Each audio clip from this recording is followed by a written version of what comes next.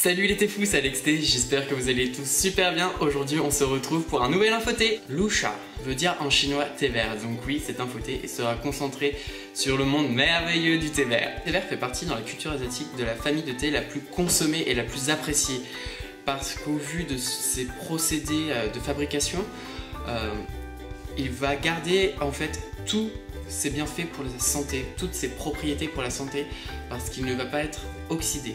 Il y a entre 1500 et 2000 thés verts différents, c'est énorme. Et là, juste en Chine, on parle bien sûr. C'est vraiment quelque chose d'énorme. Généralement, en France ou dans d'autres contrées, on parle de thé vert, tout le monde reste sur une seule chose pour le thé vert. Il ne pense pas que c'est vraiment quelque chose d'énorme, de diversifié. Chaque thé vert, aucun thé vert n'a le même goût. Bon, je dois arrêter de m'emporter, je dois rester centré sur ce que je dis. Et en Chine, 70% du thé produit est du thé vert. Il y en a de différentes qualités, de piètre qualité, d'excellente qualité. Et une bonne partie va finir en sachet, en mousseline. Je déteste ça. Pauvre petite feuille de thé.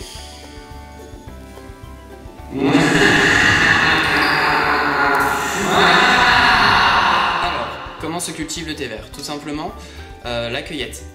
Alors comment ça se passe? La cueillette, tout d'abord, vous pouvez récolter soit un bourgeon pour certains grands crus, ou après un bourgeon plus de feuilles, ou alors tout simplement des feuilles de différentes maturités. On peut voir le Luangapian, dans un thé que je vous ai déjà parlé, qui a de très grandes feuilles. Dans ce thé-là, on a des feuilles matures, vraiment très matures.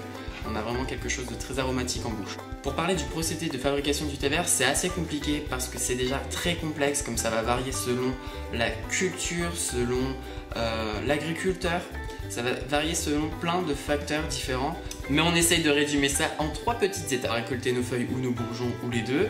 Après, on va tout simplement faire un triage. Et là, les étapes vont commencer. On va parler de dessiccation ou de torréfication. C'est quelque chose d'assez important. Ça varie selon le pays. Exemple, la différence du thé vert chinois et du thé vert japonais va se faire essentiellement à cette partie, à cet endroit, parce qu'on va torréfier les feuilles de manière différente. Et la torréfication est quelque chose d'assez importante, comme en fait, ça va servir à couper le système d'oxydation. On va enlever les cellules, les enzymes qui vont permettre l'oxydation de la feuille. Du coup, on va stopper ce processus. Donc en Chine, ils vont avoir une technique assez traditionnelle. Généralement, si c'est pas industrialisé, ça va être sous forme de wok chauffé. Donc on va placer les feuilles à l'intérieur et avec différents systèmes, on va les laisser entre quelques minutes ou quelques secondes. On va les chauffer pour couper ce processus d'oxydation. Tandis qu'au Japon, ça va être l'étuvage. Ça va être dans un gros truc cylindrique. On va placer les feuilles l'une sur l'autre et ça va durer vraiment quelques secondes ici. Deuxième étape, ça va être le roulage. Le roulage, toutes ces étapes vont être assez importantes par la suite parce que du coup, ça va développer leur système aromatique. Ça va développer... on a vraiment différents types de feuilles, de formes de feuilles. Elles peuvent être très longues, très torsadées, roulées.